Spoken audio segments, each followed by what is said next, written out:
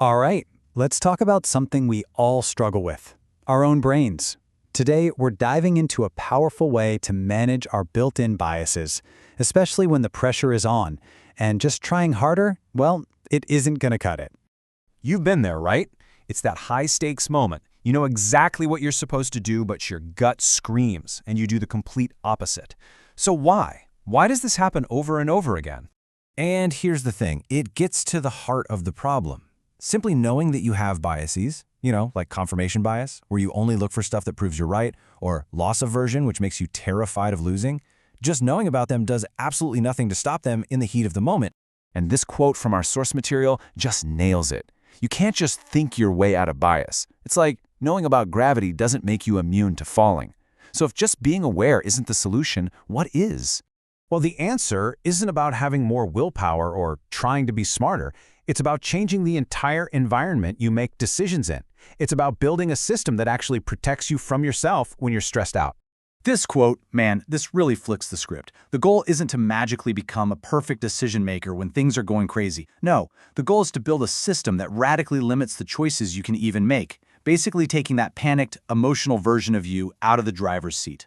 And the way we do this is with something called structural constraints. Honestly, the best way to think about these is like a pilot's pre-flight checklist. That pilot doesn't just rely on their memory or what feels right, they follow a strict, rigid system every single time to make sure things are safe. These are the guardrails that keep you on the road when your emotions are trying to yank the wheel. Okay, so let's get practical. How do we actually do this? The first step is all about designing your process before the pressure even starts. First principle, you have to separate how strongly you believe something from how much you're willing to risk on it. See, our biased brains mush these two things together. We feel super confident, so we risk way too much. A system forces them apart. You might be 99% sure your team is going to win, but the system says, nope, you're only allowed to risk this small preset amount. It stops overconfidence from becoming a catastrophe. The second principle is a big one. You pre-commit to your rules before you get any new information.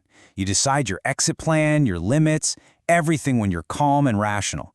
That way, when the news breaks and everything is chaos, there's no decision to make. You just follow the plan.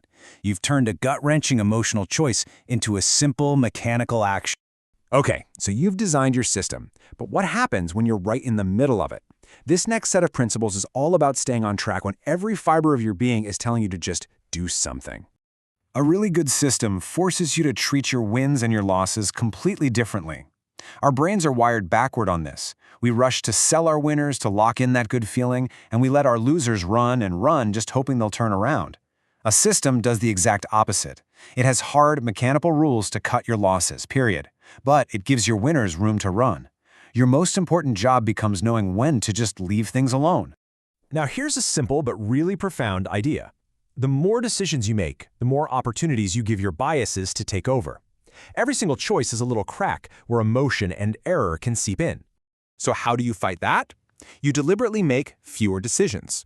Instead of reacting to every single headline or update, you batch your reviews into a fixed schedule. You create a playbook for how you'll respond to common events, and you resist that constant temptation to tinker and make tiny adjustments. Fewer decisions means fewer chances for your biases to mess things up. Now, when things inevitably go wrong, you have to know why they're going wrong.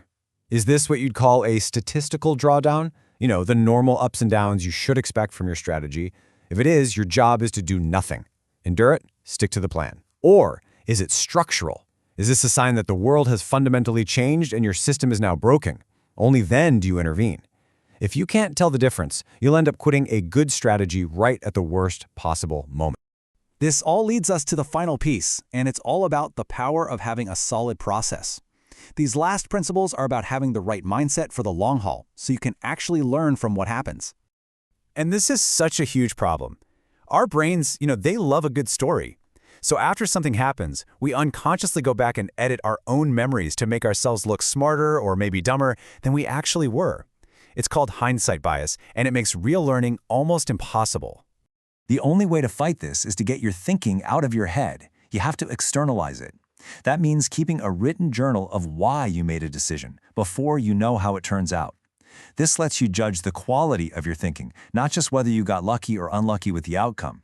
And the point here isn't to beat yourself up, it's to maintain what the source calls memory integrity, a true, honest record of what you were thinking. Okay, this next idea might just be the most counterintuitive one we talk about today.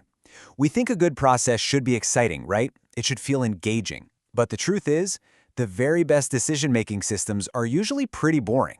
And that's because our constant need for excitement leads to action bias, this urge to just do something for the sake of doing something. A truly great system embraces the quiet. It understands that doing nothing is often the smartest move. It's designed for boredom, not for an adrenaline hit. And that brings us to the final and maybe the most crucial principle of all. It's about acceptance. You are never, ever going to get rid of your biases.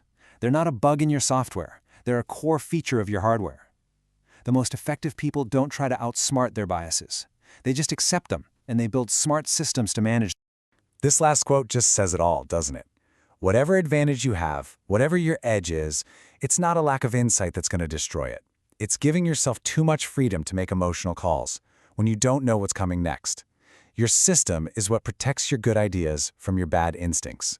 So I'll leave you with this question to think about. In your own life, whether it's with your money, your career, your relationships, where is having too much freedom, too much unconstrained discretion, actually doing the most harm? And what's just one small rule, one tiny structural constraint you could build to protect yourself?